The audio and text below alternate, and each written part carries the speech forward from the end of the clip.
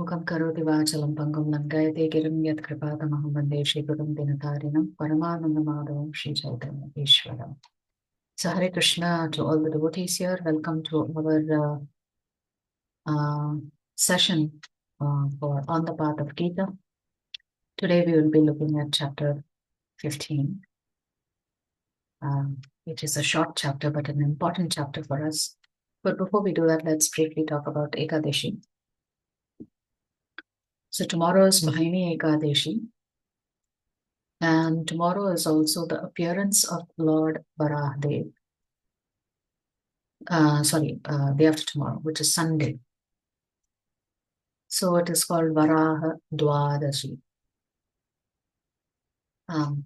Normally on the appearance day of the Lord, we also keep a fast till 12 noon. Because the appearance of Lord Varahadev is coming immediately after the Ekadashi. So we have to break the fast on Dwadashi. So how are we going to observe the fast for Varaha Dwadashi?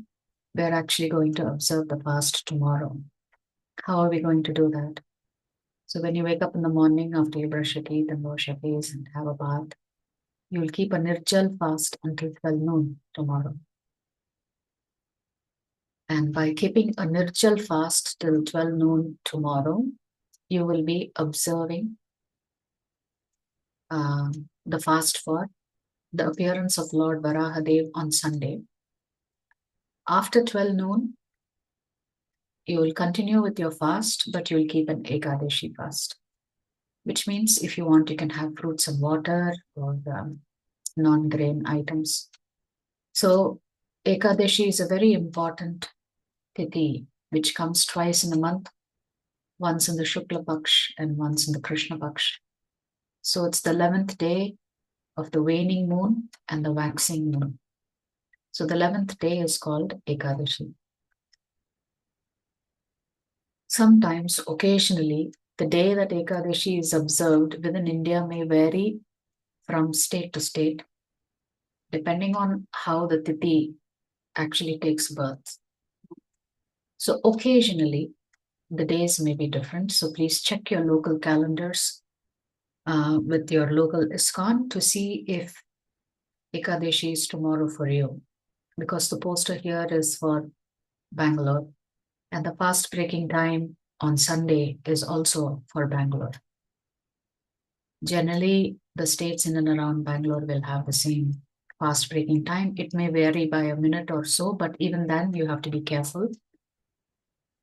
So please check your local ISKCON calendars to find out what is the fast breaking time for your city.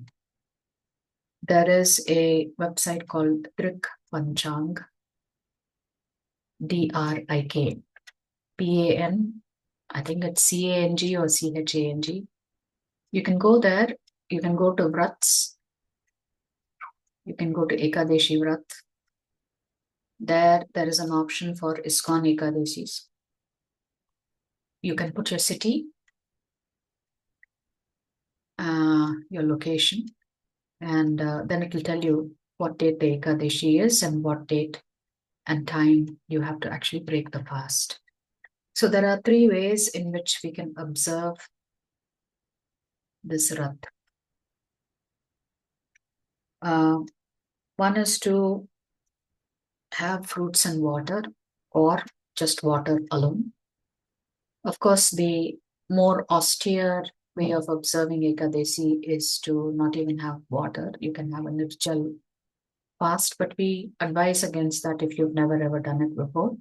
It is better that you have something. If you've never kept a full day fast, and that too a waterless fast may be quite tough. So one way of observing the fast is to take fruits and milk. Another way to observe the fast is to have non-grain prasadam. Non-grain means no rice, no wheat, no rava, no sevia, no besan flour, no ragi flour. So practically that leaves you with probably sabudana and rajgira atta perhaps, and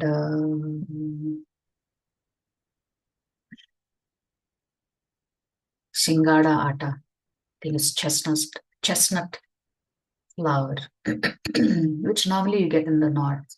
I mean, you do get it in shops in the south, but not many people may be familiar with how to use Shingada Atta. So you can use flours that don't come, flour SNFLOUR, that does not come from grains.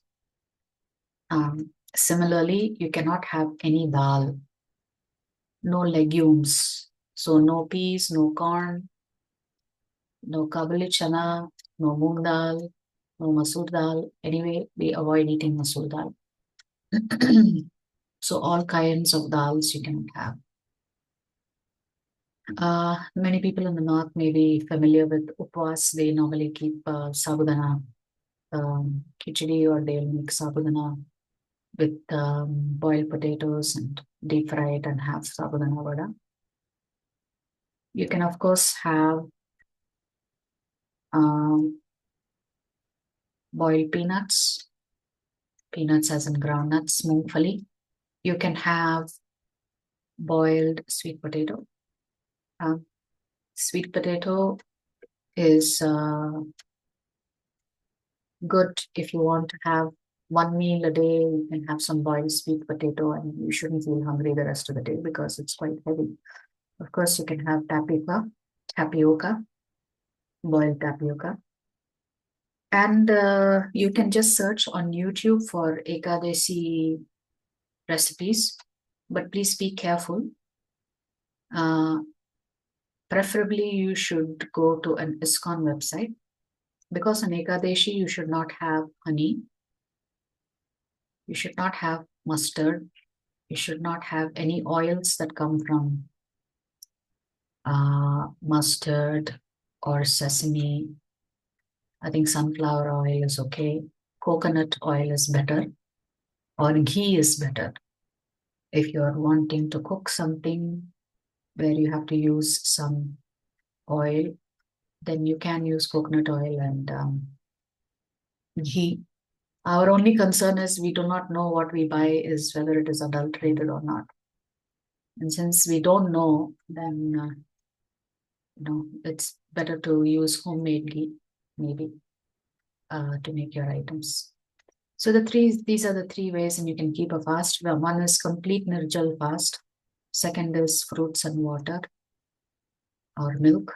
And then the third way is to have non-grain prasadam. Okay. Now, Hare Krishna, Mataji. Hare Krishna. Mataji, tomorrow it's the Nirjala fasting till 12 noon. Yes, till 12 noon. I saw in the calendar, but it is not written. So I asked you whether there is fasting till 12 noon. Now I just saw the calendar. It is written just Ekadasi fast. So I want to clarify whether we have. Yeah, I think I mentioned a few minutes earlier that it is till 12 noon, you'll keep Nirjal fast. Okay, Mataji. Thank you. Hare Krishna, Mataji. Hare Krishna. Then, yeah, I don't know what I was saying. Yeah, so these are the three ways in which you can observe the fast. So yes, so when you wake up tomorrow morning, that's when you will begin your fast. Ideally, they say the day before, which is today, you should have only one meal today. But of course, many of you, if you have health issues and other things where you have to take medications, etc., you please consult with your doctor.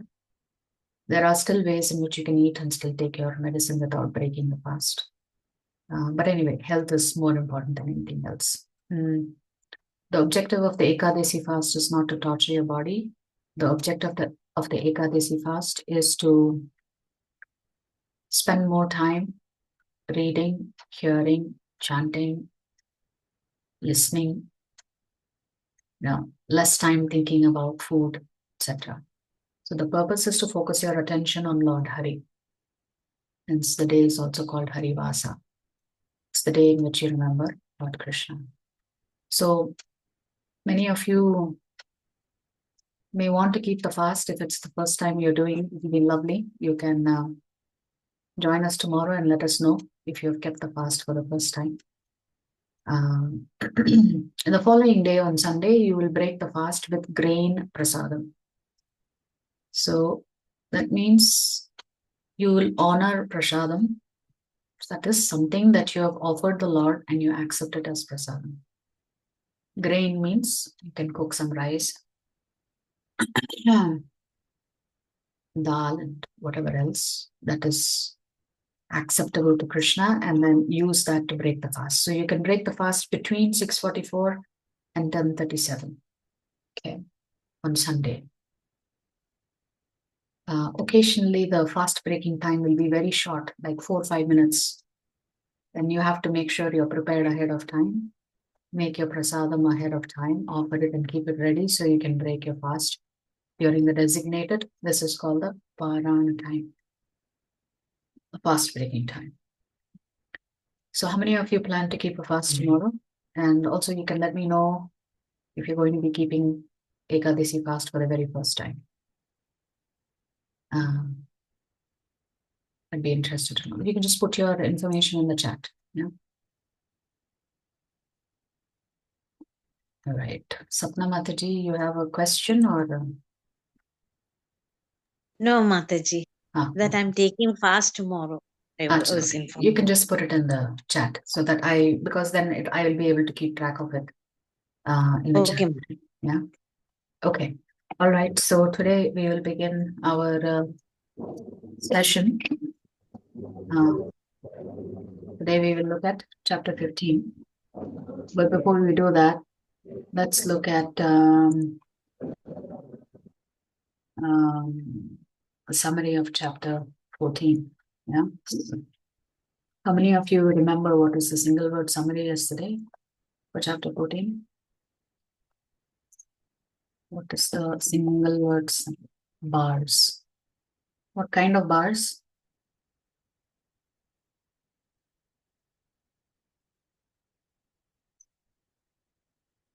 What kind of bars are we talking about? The three gunas, making the three bars. Okay. Very good. So we said that the three gunas actually influence us in so many ways. It determines your character, your value systems, your belief systems, your likes and dislikes, so many different ways in which the three gunas actually influence your mental state, your emotional state, your physical state, everything. So you actually experience the universe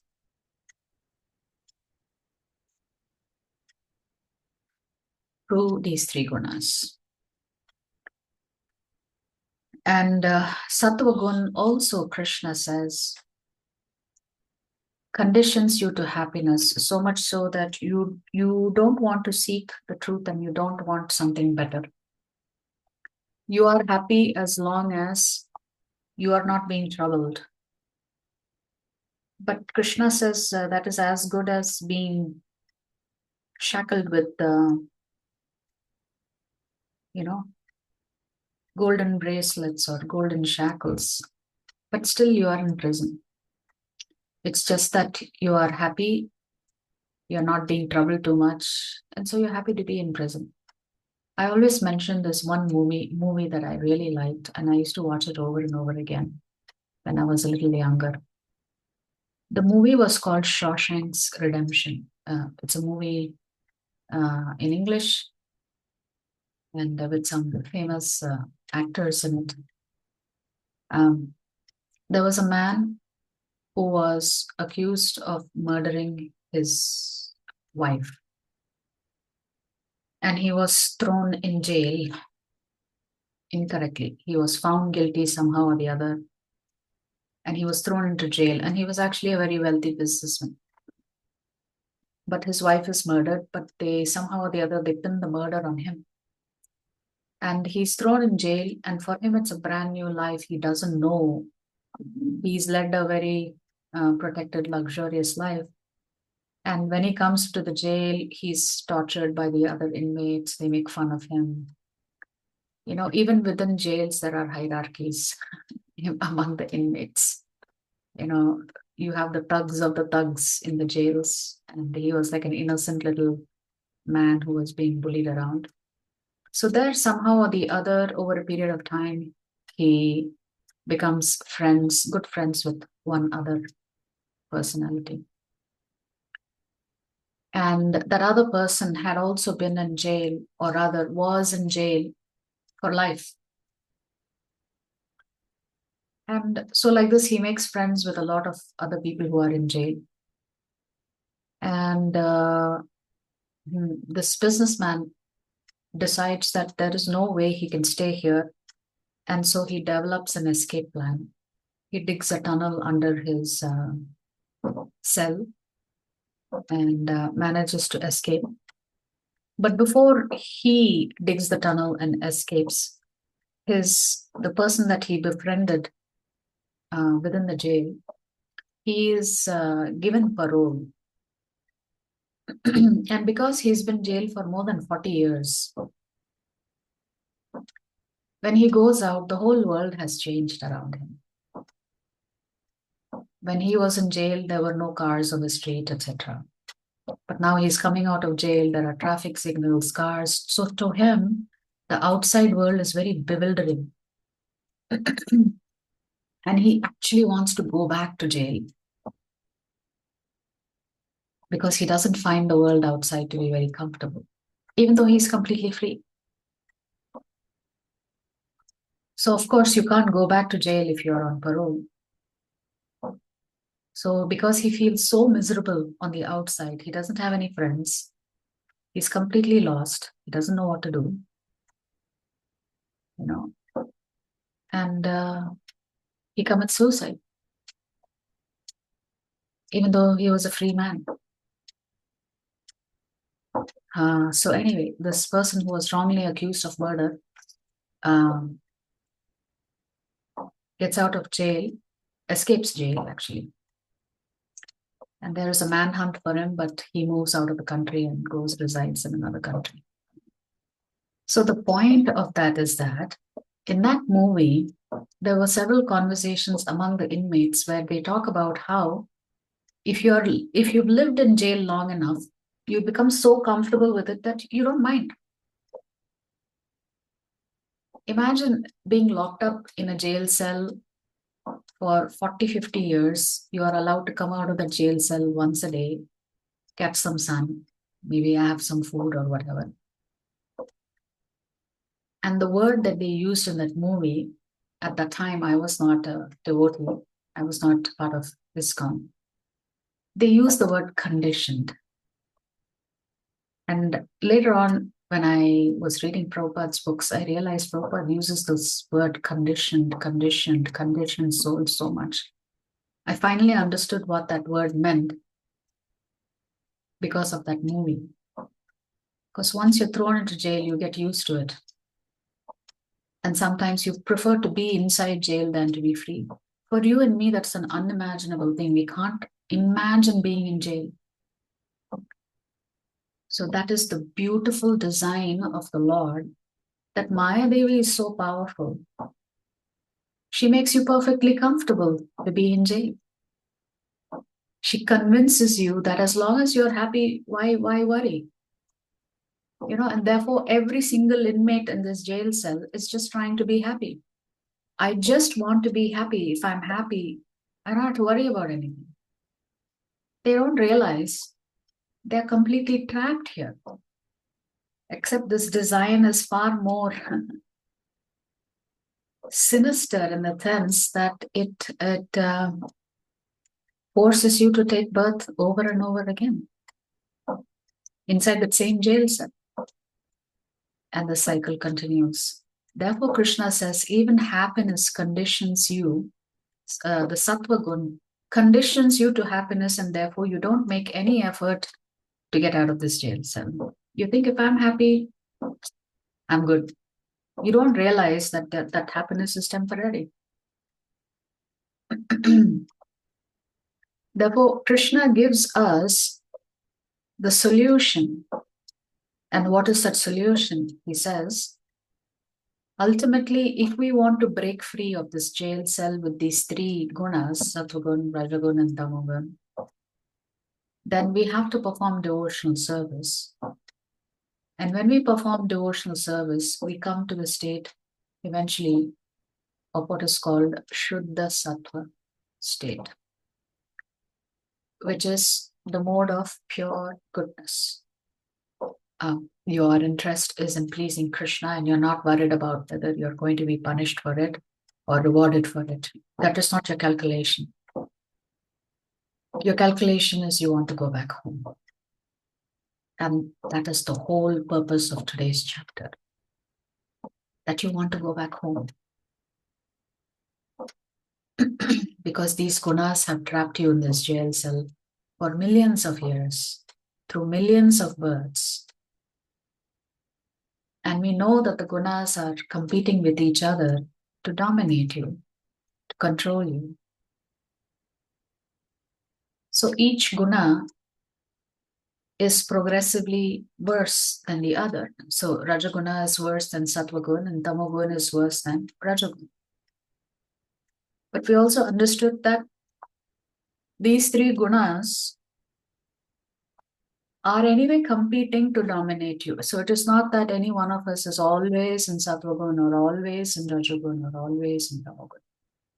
Yes, there may be a small percentage of people who are completely in Tamagun and perhaps equally a small percentage of people who are always in Sattvagun.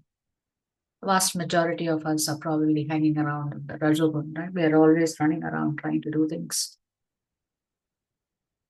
So Krishna says, if we don't care about liberating the soul, then we are actually committing Atmaham, suicide of the soul. Of course, the soul is eternal. You can't kill the soul.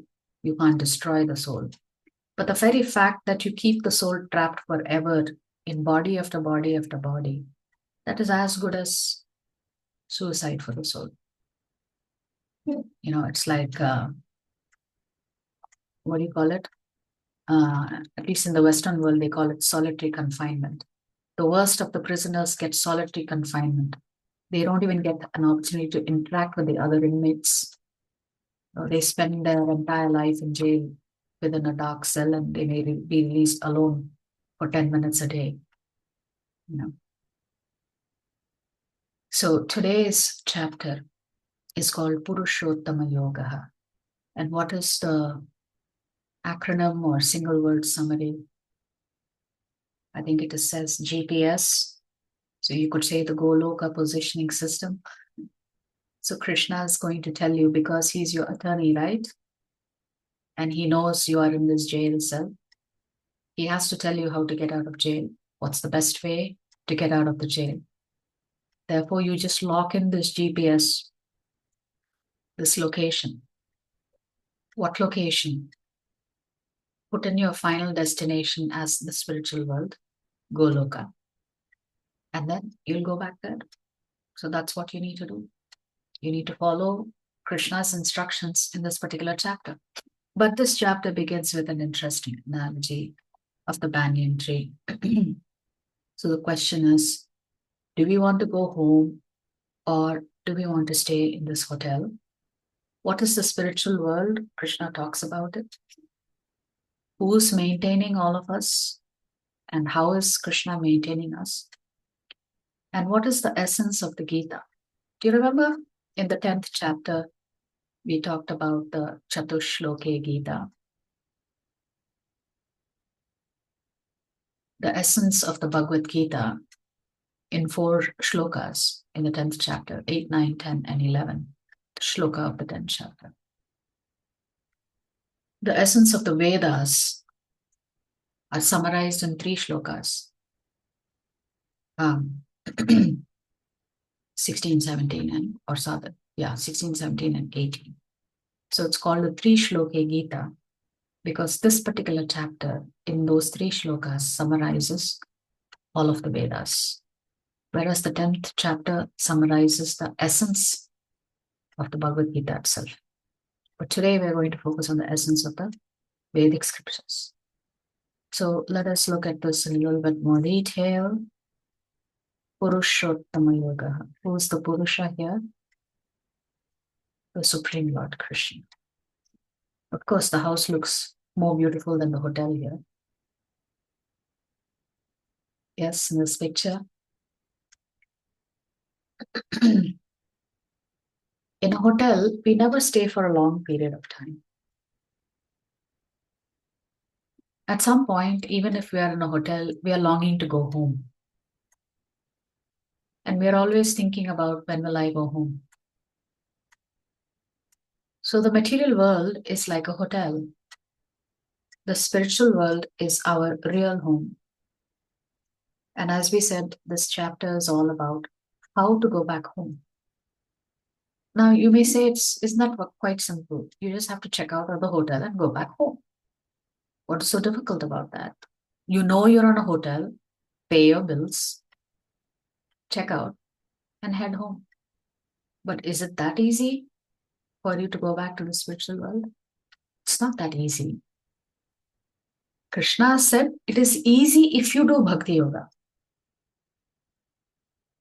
But what about others who are not ready to do bhakti yoga? They may be more inclined to philosophy and knowledge. So here Krishna says, Shri Bhagavan Vacha Urdhvamulam Adha Shrakham Ashvatham Prahuravyayam Chandam Siyasya Parnani Yastam Veda Saveda Vida. The Supreme Personality of Godhead said, it is said that there is an imperishable banyan tree that has its roots upwards and its branches down, and whose leaves are the Vedic hymns. One who knows this tree is the knower of the Vedas. This shloka is not that easy to understand. It seems like a riddle. What do you see in this picture? Urdhva Moolam. The moolam is on the top. The root is on the top. The branches and the leaves are all as if upside down. Right? So Krishna is saying this universe is hanging upside down. The root of this material world is actually connected to the spiritual world. So if you see this banyan tree, usually banyan trees are huge. They are expansive. Their branches spread far and wide. The roots coming from the branches latch on to the ground. It is very durable. The banyan tree lasts for a long time. It lives for a long time. But the only problem is the moolam is at the top. The root is at the top. Imagine if you had to do a yoga pose and stand on your head for hours and hours and hours. It is certainly a very uncomfortable position. Not only uncomfortable, it's an unnatural position. So that is our situation in the material world. It's an uncomfortable position for us. It's an unnatural position for the soul. So the soul is not comfortable in the material world. The soul doesn't care for your wealth, for your knowledge, and for anything else. It is just searching for Krishna because it knows that it is connected to Krishna. So just like if you were standing by the water's edge and there is a tree on the water's edge, because in the real world, you do not see this upside down tree. I mean, in the material world. In the material world, the closest example you can get of an upside down tree is when you see the reflection of the tree on the water. So in the water, it seems like the root is upwards and the branches and the leaves are all going downwards. So let's imagine this is a mango tree. by the water's edge, and you really want those mangoes. You see these mangoes reflected clearly in the water of the pond. And then you jump into the pond trying to reach the mangoes. Yeah, you know the mangoes, for you the mangoes are real because you've not understood the real tree. Your focus and attention has always been on this reflection. So therefore, Krishna is trying to tell us this material world is just a poor reflection of the spiritual world. Even though we may think we're enjoying ourselves, this enjoyment in the material world is also not real. It is actually you're being cheated here. Maya Devi is cheating you royally. She has convinced you that if you get so many degrees, you'll be happy. If you pass so many exams, you'll be happy. If you earn so much money, you'll be happy. If you have a beautiful wife, you'll be happy. She is cheating you. That is why it is said that we are under illusion. Constantly you're being cheated. Except you think, wow, life is great.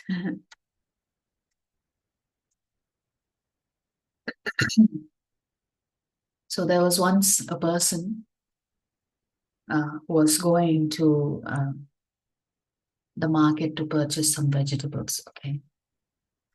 And to purchase those vegetables, you had to cross a gutter with filthy water, a large gutter. What do they call it? Nala or something here. So every time he used to pass that stinking water, he used to close his nose, cross over and go purchase his vegetables and then cross over back and go back home. One day he happened to glance down into the gutter and he saw in the still waters of the gutter, there was like gold. He was thinking, wow, how lucky I am to find some gold in this filthy water. So he picks up a stick and tries to grab the gold out of the water. And people are curious to see why is a man digging around in the water in a filthy place. And they ask him, what are you doing? And he says, oh, nothing at all. Of course, why would you say I'm searching for gold, I found gold, because then everybody will be fighting for it, right? So he said, nothing at all. Later on, he thought, wait a minute, the stick is not doing it at all. Let me just jump in and fetch that gold. Again, some people were curious and they asked him, what are you doing? And he said, nothing, I just lost something. Then a saint passed by. He looked at him and he asked the same question, what are you doing? And the man said, nothing at all. And the saint looked up and he looked down at the man. He said, what you're searching for is actually on the tree. And on the tree was hanging some gold chains, which was actually being reflected in the water. So similarly, the Lord is telling us, whatever we are caught up with in terms of happiness is not real happiness. It's just a reflection. So for us, real happiness is in the spiritual world. The reflection in the water is not real. Hence Krishna is saying, and actually Krishna comes down to teach us that we can actually enjoy unlimited happiness with him, provided we get connected to him or reconnected to him. It is not that bhakti is new for you and me. We were performing bhakti in the spiritual world. For whatever reason, we got put here. So it's not like you and I have never performed bhakti before. We were doing bhakti, but we were doing it in the spiritual world. But we've forgotten it because we've been inside this jail cell for so long, we've become conditioned. That it never even occurs to us that this is a jail. We're just trying to make ourselves more and more comfortable in this hotel and piling up our debt. Imagine if you stay at the hotel for many, many years, how much would your bill be that you have to clear? But that's the beauty about Krishna. He's such a sweet attorney. He just writes a check to Maya Devi and says, don't touch, I have cleared his bills.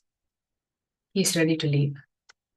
So even though you've stayed at this hotel for so long, you don't owe any debt to Maya Devi the minute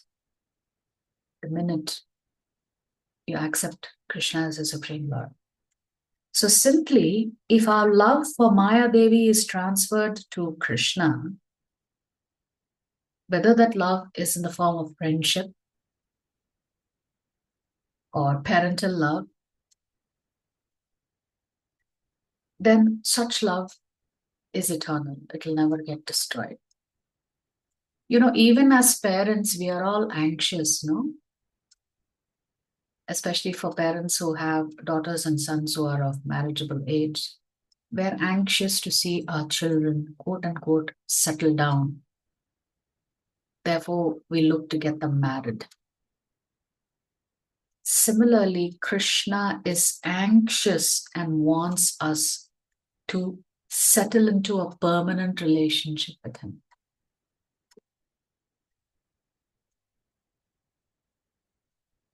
Just like parents are anxious for their children, Krishna is anxious for us to come back to him.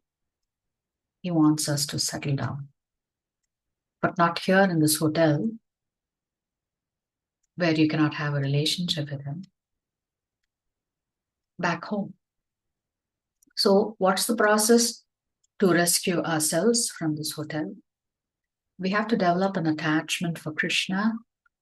And when we develop an attachment to Krishna, automatically you will develop detachment from Prakriti.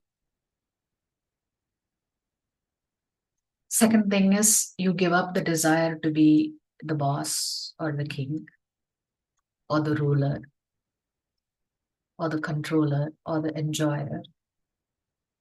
So once we let go of this desire, then we have understood, yes, this is the true nature of the world. So do you remember we saw this depiction of the material world is there on the right? Yes. You see Garbhodakshaya Vishnu here at the bottom of the universe. From his navel is Lord Brahma. Within that lotus stem are all the planetary systems, 14 planetary systems. And each Brahmanda is covered by 8 layers. And those 8 layers are again earth, water, fire, air, ether, and then mind, intelligence, and false ego. And it says each layer is like 10 times the diameter of the next layer. So you can imagine how huge this Brahmanda is. And that's just one Brahmanda. Like this, there are millions of Brahmandas. And on the left, you see a depiction of the spiritual world, which is described in the Srimad Bhagavatam and more specifically in Brahma Samhita. And we'll come to one of those shlokas. So even in the spiritual world, there are many, many categories of Vaikunthas, different Vaikuntha planets, different avatars of the Lord reside. And beyond the Vaikuntha planets, as you go to the center of the lotus flower, so it is said that the spiritual world is shaped like a lotus flower. And in the very center of that world is Golok Vrindavan, where Shri Radha Krishna reside eternally. So after seeing this, who on earth wants to stay still here in this material world? Certainly, I hope none of us want to stay here. We all want to go back home. So this is a depiction of the Vaikuntha planets where Lakshmi Narayana are being worshipped. And this is a depiction of what Golok Vrindavan would look like, where Krishna is a cowherd boy in the spiritual world. He is happily enjoying himself with his friends, with his cows, his calves. And this is the nature of the spiritual world. A calming place, a happy place, a place of friendship and love. Yes. So this is where we all want to go back. So here, Krishna is describing the spiritual world in a very brief way. He says, Natad bhasayate suryaha na shashanko na pavakaha yat gatva na nivartante tadhama paramam mama. Krishna saying that supreme abode of mine is not illumined by the sun or moon, nor by fire or electricity. Those who reach it never return to this material world. But to do this, as we said, we have to give up all these designations that we're carrying with us. We have to understand that the only designation or job title that matters to you is that you are servant of Sri Krishna. So many times, we all want to be the owner, the controller, the enjoyer. We don't understand that we are just servants.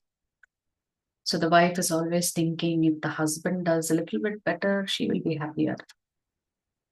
And this goes on in many, many relationships, The parent thinks if the child was a little bit better in this, it'll be good for the child and they will also be so happy. Similarly, the worker in a company thinks if the owner gives me a little bit more money and some more benefits, I will be happy. Same thing, the owner is also thinking, if the worker works a little bit harder, a little bit more committed, a little bit more enthusiastic, I will be so happy. So actually, no one is happy here. No one is happy with anyone or with anything. That is because we forget that we are all servants. We are not the owner. We are not meant to enjoy. We are only meant to enjoy wherever Krishna is, right? So we don't want this temporary job that we have with different designations and titles here in the material world. We want our permanent job back. Our permanent job or permanent seva. Imagine we've left seva of Krishna and come here. We've given up our service of Krishna and come here. So we have to give up this sense of wanting to stay here. We need to go back to our permanent job. Who doesn't want their permanent job back? Imagine. So sometimes people have pet dogs or some kinds of pets, and the owner is thinking, I'm the boss of the pet. The pet is thinking, see, the owner is my servant. So nicely he's taking care of me. I don't have to do anything. I bark, I do this, I do that, and immediately the owner is there. So each person is thinking they are the boss. So that is the foolishness with which we are actually leading our lives, where we think we are the boss. So Lord Brahma describes the spiritual world in one of the shlokas of the Brahma Samhita as follows. Chinta mani prakara sadma sukalpa vriksha laksha vriteshu surabhirrapi palayantam Lakshmi sahasrashata sambrama sevyamanam Govindamadi purusham tamaham bhajami. So, Chintamani prakarasa sadmatu, kalpa vriksha. You've heard of the kalpa vriksha tree. It's a desire fulfilling tree. This tree is there in the spiritual world. Whatever you want, you can ask, you will get. You want mango? Same tree will give you the mango. You want banana? Same tree will give you banana. You want nice pearls? Same tree will give you the pearls. And there are many Surabhi cows. And there are millions of Lakshmi Devis serving the Lord. So this is the beauty of the spiritual world. But unfortunately, we are disconnected. We are completely disconnected. And therefore, Krishna says, Mamaivamsho jiva loka sanadana. Manashashtanindriyani. So Krishna is saying we are eternal parts and parcels of him. This is the first time Krishna is saying you belong to me. Mamaivamsho jiva loke. Krishna is saying, don't you know? You are mine. Krishna is taking ownership of you.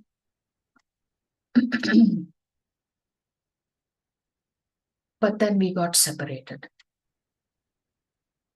So there's a pastime of a king who wanted to go hunting.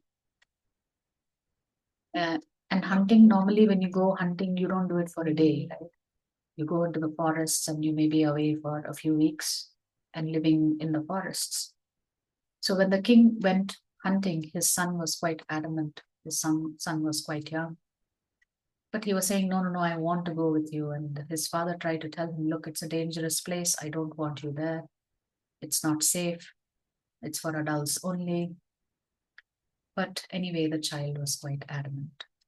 So reluctantly, the king takes his son with him. And during the process of hunting, evening falls. And suddenly the king discovers that his son is nowhere in his sight. And he's so anxious. He is searching here and there. The sun has set. The forest is pitch dark. He's not able to locate his child. And all of the ministers tell him, look, it is not safe even for you to be in the forest in the middle of the night. Certainly, you will be killed. Let's all just go back home. And tomorrow morning, when the sun is up again, we will come back and search for your son. Imagine having to make a decision to leave your child behind for the entire night and come and look for him the following one. I mean, which parent would like to do that? No one. But anyway, the king is convinced, okay, it's probably better to search for the child the following day. The following day, they come back and they search. They're not able to locate the child. So like this, 15 years have passed. The father is always thinking of his son that he lost in the forest. The father is always anxious and hoping and wondering that one day his son will come back to him.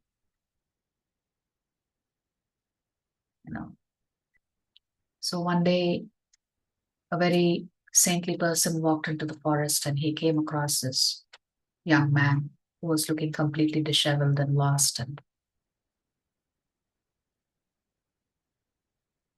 he figured out that this must be the long-lost son of the king.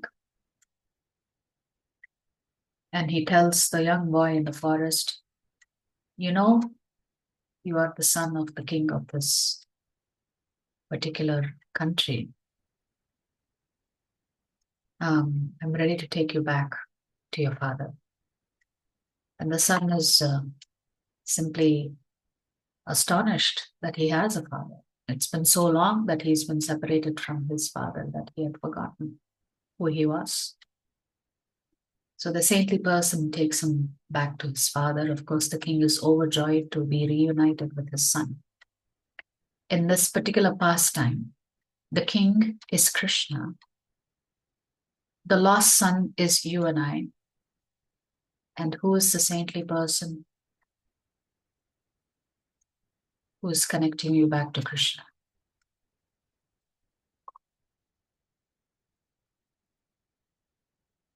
Who is the saintly person connecting us back to Krishna?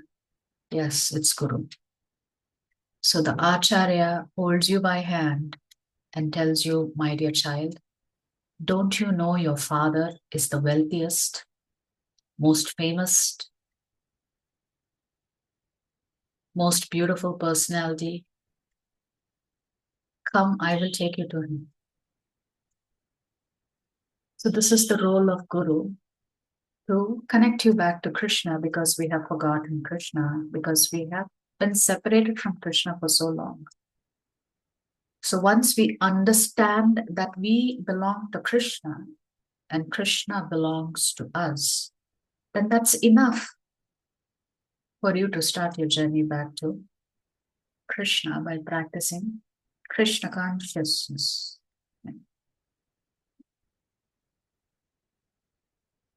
So we have to come to the conclusion that I belong to Krishna. Once you've come to that conclusion, then it should be easy for you to go back, because now you want to go back. So Krishna has told you that in the spiritual world, there is no sun, there is no artificial light. Everything is just self-lit because of the power of Krishna. So in contrast, Krishna talks about the material world. Shariram yadavapnoti yachapyutra utkramatishvaraha grihitvaitani sanyati vayurgandhani vashayat. The living entity in the material world carries his different conceptions of life from one body to another as the air carries aromas. Thus he takes one kind of body and again quits it to take another. Krishna is describing the transmigration of the soul from body to body. Krishna is saying, when you die, your mind and intelligence, whatever they are occupied with, whatever vasanas that they're carrying with them, just like the air carries aromas. If air is passing over a rose field, then yes, it's carrying the smell of roses with it. If the air is moving over garbage piles, then it is carrying the aroma of that garbage, or rather the stench of that garbage. Similarly, the soul, as it is traveling with the subtle body, whatever the subtle body has picked up over lifetimes, then that soul goes and occupies that relevant body. So Krishna is saying, this we repeat again and again. So Krishna is saying, thus he takes one kind of body and again quits it to take another. So Vayur Gandhani Vashaya. So whatever aromas we have picked up over multiple lifetimes, that is determining the kind of body you're going to take in your next lifetime. So all of us want only our original body back. We want our spiritual body back. We don't want to be trapped in this reincarnation wheel, because we've done it for lifetimes. So Krishna says, I maintain everything. Not just your gross body, he's maintaining your subtle body. So in this way, Krishna is like our mother and father. He takes care of not just us, but all the Jivatmas he's taking care of. How is he doing that? As the caretaker, Krishna himself is telling us in the Bhagavad Gita. In the 13th Sloka, he's saying, Gama Vishyacha Bhutani Dharayamyaham Ojasa Pushnami Chaushadhi Sarvaha Somo Bhutva Rasatmakaha. I enter into each planet and by my energy they stay in orbit. Yes, there may be various laws. We call this the law of gravity and this law and that law. But Krishna has summarized it very simply. Because of me, the planets are staying in orbit. I become the moon and thereby supply the juice of life to all vegetables. So if there is no sunlight, there is no vegetation. If there is no moonlight, there is no juice to the vegetables and the fruits. So Krishna is doing so many things unknown to us. And in this way, he's maintaining the entire cosmos. Therefore, Krishna says he is everything and he is maintaining everything. You can look at a simple example of his design in the next slide here. So the sun evaporates the waters of the ocean. This moisture condenses into clouds. The clouds give us rain. The rainwater gets stored in the form of glaciers and ice on mountains. They flow down as river, clear water. When that water joins the ocean again becomes, so the ocean is salty. It's because the ocean is salty that we're able to survive. We cannot drink the ocean water. But when that ocean water evaporates, the salt is separated. The moisture does not carry as much salt as there is in the ocean. You know how today when many companies manufacture food items, they put so many preservatives, right?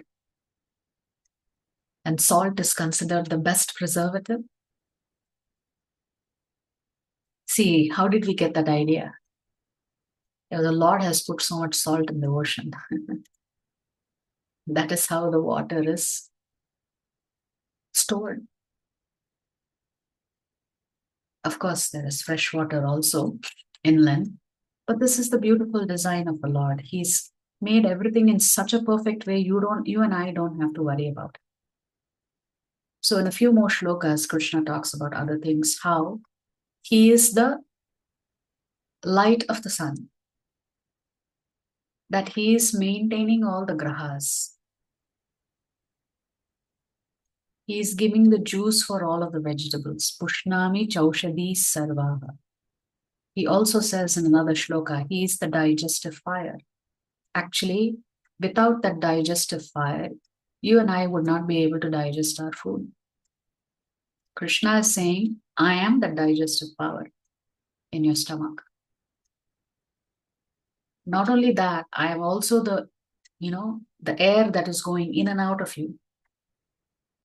So Krishna is saying, I am maintaining everything. You don't even realize. He's taking care of our body in such a way that everything is functioning on its own. We don't have to be conscious of it at all. Then when we have understood these shlokas, we have to come to the conclusion that actually we are dependent on Krishna for everything. And when you know you are dependent on someone for everything, then an extension of that becomes your gratitude and your humility. Humility because you don't even know how your body is functioning, but it is. Gratitude that Krishna is supplying you with everything without you having to ask for it. So just think about it. How much food do you think you and I will consume per day? Maybe 1 kilo, 2 kilos? How much do you think an elephant consumes per day? Who is supplying the elephant with tons of food? I mean, are they having to go to some factory and earn money and then, make an order on Big Bazaar or something? The animals are perfectly being supplied with all kinds of food. So why is it that we are running around all day just to get some basic food in our belly and we make our life so complicated? So when we understand that Krishna is anyway giving you and supplying you with everything, you really don't have to work that hard, because Krishna wants you to rather spend your time going back to him by using the GPS system. Not only is he maintaining the material world and the cosmos, he is also maintaining your mind and the soul's very survival inside this body. So in this particular shloka, which is the 15th shloka of the 15th chapter, Krishna says, Sarvasya chaham hridi sannivishtaha matta smritirjnanamapohanam cha vedaischa sarvairahameva vedyaha vedanta kritveda videva chaham. Krishna saying, I am seated in everyone's heart, and from me come memory, knowledge, and forgetfulness. I am to be known by all the Vedas. Indeed, I am the compiler of the Vedanta and the knower of the Vedas. So Krishna is giving us remembrance. Krishna is giving us the knowledge. Krishna is also giving us forgetfulness. So imagine if somebody tells you a joke once or twice, the same joke, you'll laugh. But if he tells you the joke for the third time, you'll get very angry with him. If a person hurts us, we're not able to forget it for a long time.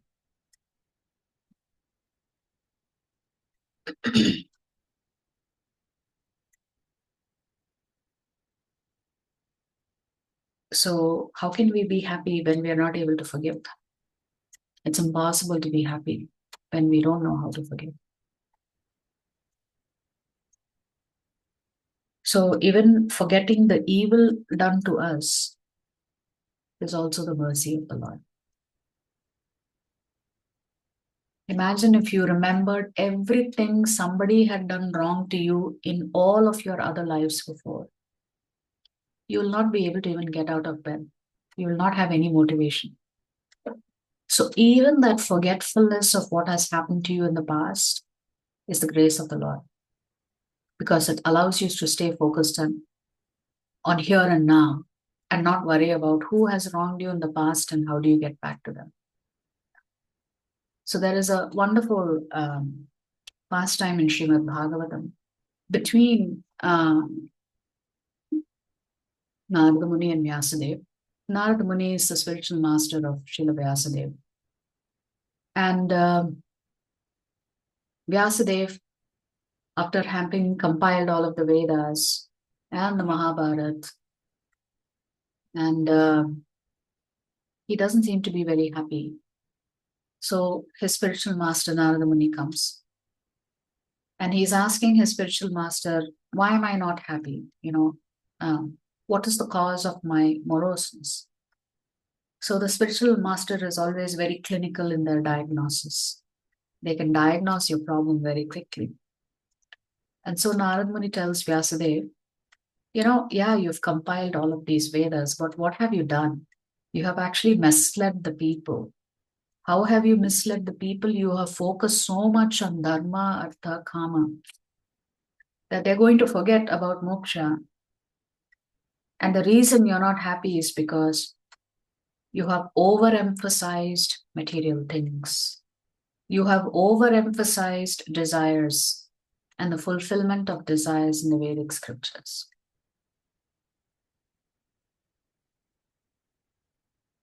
And you have not described the glories of the Lord. So the instruction that Narada Muni gives Srila Vyasadeva is, you will be happy and blissful when you write about the Lord and his pastimes, because when you write about the Lord and his pastimes, all the Jivatmas will benefit from it. But your Vedas that you have compiled is of not much use. Imagine after you've spent years writing something, your teacher comes and tells you, nice try, but not good. Start all over again. So Srila Vyasadeva then compiles the Srimad Bhagavatam. That is how the Bhagavatam comes. Because the Bhagavatam is spoken by Shukadeva Goswami to Parikshit Maharaj. So the instruction of Narada Muni is Srila Vyasadeva has to compile and write about the Supreme Lord Krishna, his various incarnations, what is the purpose as he comes, what is his relationship with his various devotees, what are his Leela avatars, what are his Purusha avatars, and where is this Dharma in Kali Yuga? since Krishna has left. So all of this is there in the Srimad Bhagavatam. So Bhagavatam is not different than Krishna because its whole topic is only Krishna and in his various incarnations and his relationship with his devotees. So many avatars, 24 avatars, 20, are described. But then there are innumerable avatars. You can't possibly cover all of the avatars of the Lord because we are finite, the Lord is infinite. The avatars are always going on, not just in this universe, but in so many other universes. So in Kali Yuga, the same Lord Krishna comes as Chaitanya Mahaprabhu to teach us how to practice devotional service. So when the Lord said surrender in Bhagavad Gita, not many people may understand what this surrender means and how do you actually surrender. So to demonstrate the Shravanam Kirtanam Vishnu Smaranam, the Lord himself comes back as Chaitanya Mahaprabhu. The mantra that you can see on the slide is called the Panchatattva mantra. The Lord comes as a devotee to show us how to perform devotional service. He comes with Lord Balaram, who here is in the Kali Yuga avatar is Lord Nityananda. He comes as Advaita Acharya, who is non-different than a combination of Lord Vishnu and Lord Shiva. He comes as in his Shakti potency as Gadadhar, who's non-different than an expansion of Srimati Radharani. And he comes as his own devotee, Narada Muni, who here in Kali Yuga is called Shrivas Pandit. So the Lord comes from the spiritual world to show us how to perform devotional service. And when we follow the instructions of the Lord, Chaitanya Mahaprabhu, who says that the only hope that we have in Kali Yuga is that we have to chant, chant, chant, and chant. Unlimitedly, we have to chant. Chant what? Chaitanya Mahaprabhu requested all of us to chant the Hare Krishna Mahamantra. Hare Krishna, Krishna Krishna, Hare Hare. Hare Ram, Ram Ram, Hare. This is the only mantra that can relieve us from all kinds of troubles and problems in Kali Yuga, because the problems in Kali Yuga are far more than in the other yugas. So in this particular shloka from Srimad Bhagavatam, the last canto, there is an instruction on what we should do in Kali Yuga. Krite yadhyayato vishnum tretayam yajato makhaihi dvapare paricharyayam kalo tadhari kirtanat. Whatever result was obtained in Satya Yuga by meditating on Vishnu, in Treta Yuga by performing sacrifices, and in Dwapara Yuga by serving the Lord's lotus feet, can be obtained in Kali Yuga simply by chanting the Hare Krishna Mahamantra. Kalau tad Hari Kirtanat. We have to do Kirtan of Hari. Kirtan has two meanings. One is chanting. The other one is group chanting. Kirtana also means preaching. So in Kali Yuga, the process is to do Harinam Japa. In the other yugas, the processes were different. So we need not follow the processes that were expected of the Jivatmas or the human beings in other yugas because we are not living in that yuga. So there is a designated process for Kali Yuga Vasis. And the more and more we advance in doing Hari Kirtana, then we will attain Atma Tripti. And through Atma Tripti, we can enter into the Goloka planets. There's a nice saying here. When we do something for others, we expect them to praise us. But when others do something for us, we think it's their duty. And the Lord, on the other hand, does everything for us without any expectation. This is the only thing that can be called unconditional love. The Lord doesn't say, if you don't love me, I will not supply you sun. I will not supply you with moonlight. I will not supply you with water. Whether we love him or not, the Lord is always protecting us. That is his unconditional love for us. Which brings us to the Trishloke Gita, which actually summarizes the Vedas. So the essence of the Vedas is there in the Shloka 16, 17. Dvavimau purushau loke ksharaschakshara eva cha ksharas sarvani bhutani kutastokshara uchyate. There are two classes of beings, the fallible and the infallible. In the material world, every living entity is fallible. And in the spiritual world, every living entity is called infallible. So there are more jivatmas in the spiritual world than there are in the material world. And they are all liberated souls. But they are all jivatmas. But Krishna is saying here, in this material universe, every single jivatma is fallible, meaning faulty, tendency to make mistakes, tendency to fall down. So, two categories of living entities, those who fall, those who won't fall. Fall means it's not necessarily physically falling down. It's just separating from the Lord. That is considered a fall down. Those who fall, what is their issue? They want to enjoy themselves separately from Krishna. What about those who live in the spiritual world with Krishna?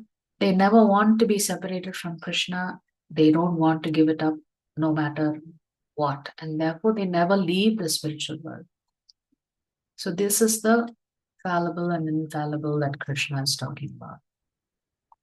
In the 17th shloka, Krishna talks about the Paramatma.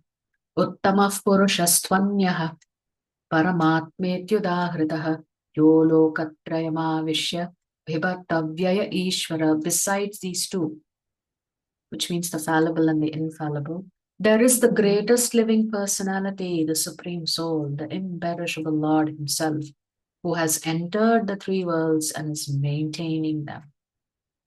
So these are the three Purusha avatars we talked about. Karanodakshaya Vishnu, Garbhodakshaya Vishnu, and Kshirodakshaya Vishnu. He is saying, I have entered the universe in the forms of the Purusha avatars to maintain everything. And in the last of the Trishloke Gita, the Lord says, Yasmat ksharamatoham aksharaadapi chottamaha atosmi loke vedecha pratitaf purushottamah. Because I am transcendental beyond both the fallible and the infallible, and because I am the highest, I am celebrated in the world and in the Vedas as the Supreme Personality of God. So Krishna is emphatically stating here that he is the Supreme Lord. And therefore, this particular chapter is titled Purushottama Yoga. Who's Purushottama? Purusha means enjoyer. Uttama means topmost. Who's the topmost enjoyer? Krishna is saying it's him. So in this short chapter, Krishna has told us how we can navigate to the spiritual world. How do we do that? We follow the instructions in the Vedic scriptures. But we do need to understand the difference between the material world and the spiritual world, and how everything in the material world is just a rotten reflection of what is there in the spiritual world. So if we can understand this, which is easier said than done, then we know that this is not the place that we want to be. Our goal is to go back to Krishna. That's our ultimate goal. And by following the Acharya's instruction, we can all go back to the spiritual world in this life itself. So I have a question, and then we will take questions from you. My questions: we've talked about Guru since the 4th chapter of the Bhagavad Gita. And we've heard about the importance of Guru in the 13th chapter. In the 20 items of knowledge, Krishna says accepting a Guru is a very important part of our life. So my question to you is, which is more important? Accepting a Guru or following Guru's instructions? Which is more important?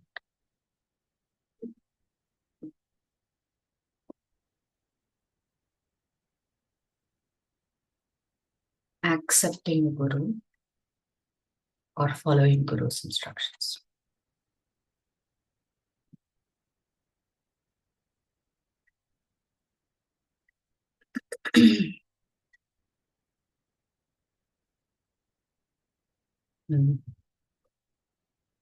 Okay.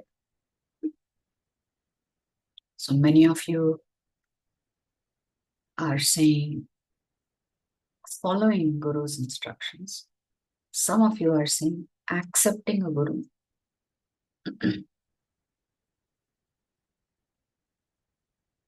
Following Guru's instructions is more important than accepting a Guru. Because if you accept a Guru and don't follow his instructions, then you're of no use as a disciple. So first we have to learn to follow instructions. Because without following instructions, you don't have Guru, correct? If you're not willing to follow instructions, what Guru you're talking about? Guru is of no use to you if you're not willing to follow instructions.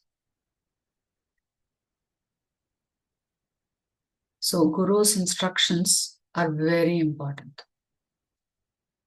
So if we are not following Guru's instructions that has already been established, how will you find Guru? How will Guru come into your life? The instructions of Guru are coming through the lips, coming through the pages of the books, coming through classes like this. Instructions like, chanting the Hare Krishna Mahamantra. Tomorrow is Ekadesi. We are saying, please observe Ekadesi fast because it's good for you, it's good for your family. We are saying, take up that 21-day challenge that we discussed yesterday or day before. Pretty soon, all of your troubles will be wiped away. Actually, we don't practice Krishna consciousness to wipe away our troubles. Why do we practice Krishna consciousness? Are we practicing Krishna consciousness to wipe away our troubles? Or are we practicing Krishna consciousness for some other reason?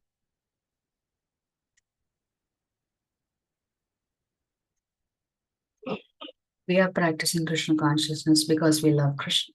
That's it, bottom line. We love Krishna, and through the process of loving him, you will certainly go back to him. We're not practicing Krishna consciousness to remove trouble in our lives. We are practicing Krishna consciousness so we can tolerate the troubles and still focus on Krishna. Troubles will come, they are guaranteed to come. We are practicing Krishna consciousness because we love Krishna and we will eventually go back to him. But by practicing Krishna consciousness, you develop the strength to handle disappointments.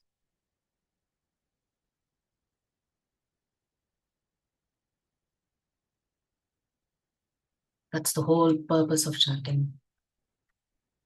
That's the whole purpose of observing Ekadasi fast, of reading, of hearing, is that we want to be absorbed in Krishna consciousness. All other troubles They are temporary, so we have to just learn to tolerate. And you'll develop that strength to tolerate the more sincere you are as a bhakta. Troubles will come, guaranteed. But by practicing Krishna consciousness, you will develop the inner strength to handle that trouble and say, it's okay. This is Krishna's grace. Yes. Okay. Are there any questions on today's chapter? You can raise your hand, you can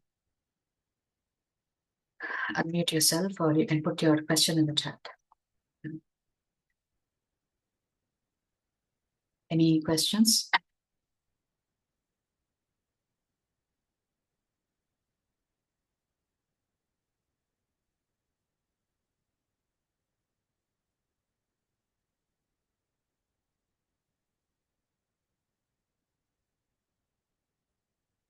If someone is not in the mood of accepting Guru, why will you follow someone's rules?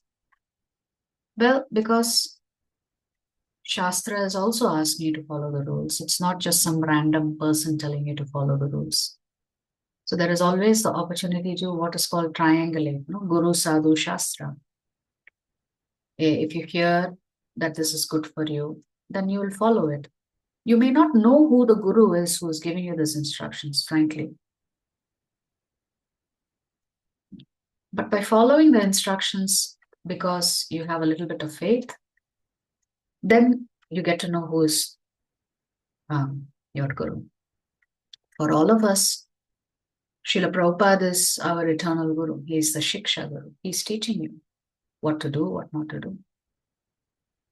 Isn't it? Prabhupada is not here to give you Diksha.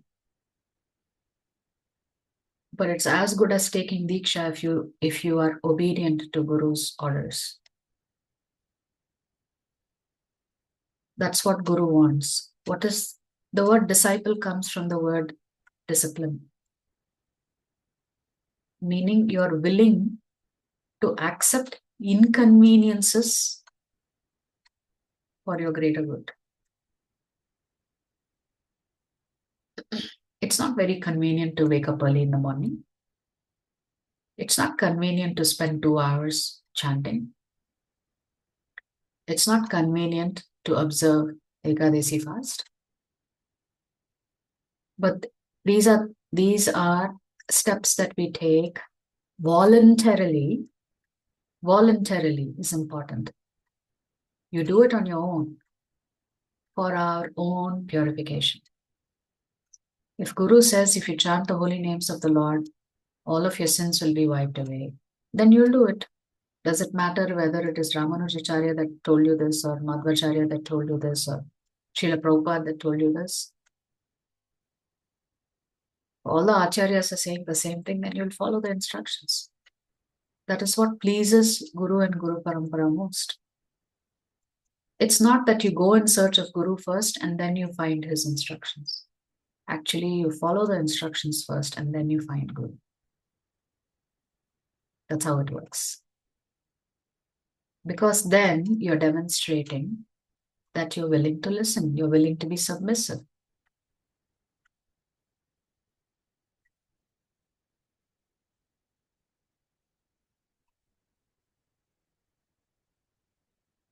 I hope that answers your question.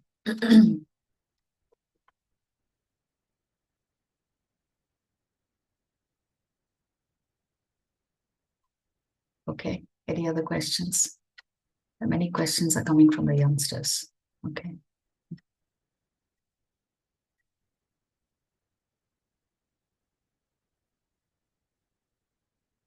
Any other questions?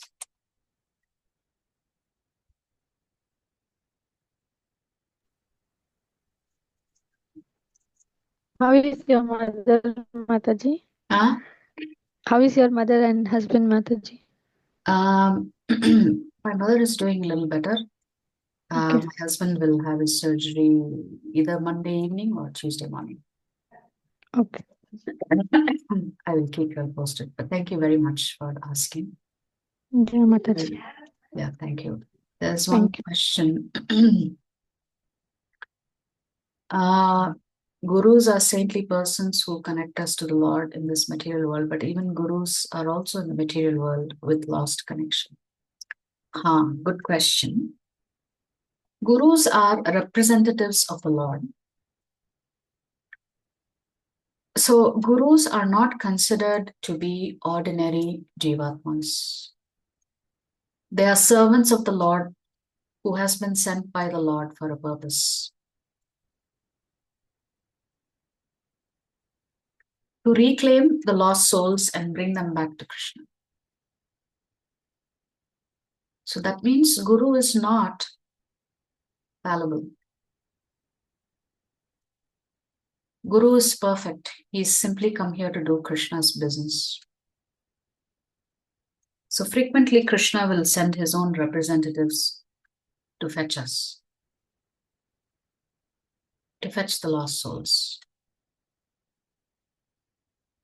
You may ask why Krishna can't come himself. Of course, he does come himself. He's anyway there with you all the time.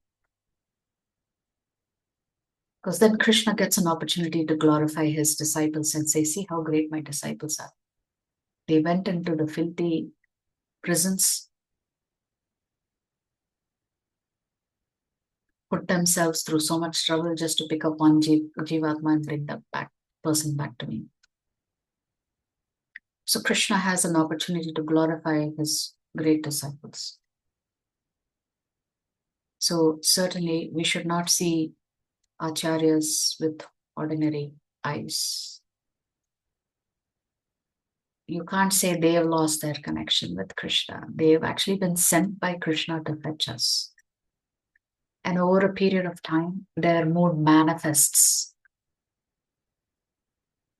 And different acharyas do it differently to try and fetch us back, take us back to the spiritual world. Right?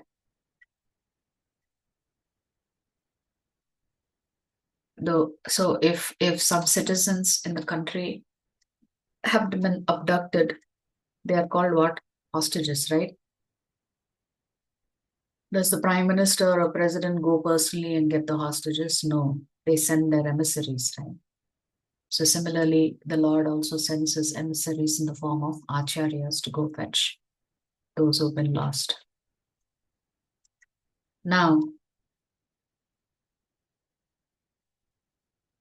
not everybody gets fetched and not everybody is ready to go back. So the Guru also, that's why I asked you that question. Which is more important, accepting Guru or following Guru's instructions? Following Guru's instructions is as good as accepting Guru. Therefore, following instructions is more important. Okay. So Gurus have come here for a purpose.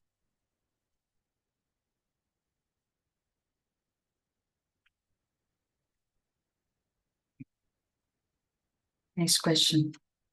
Okay, any other question?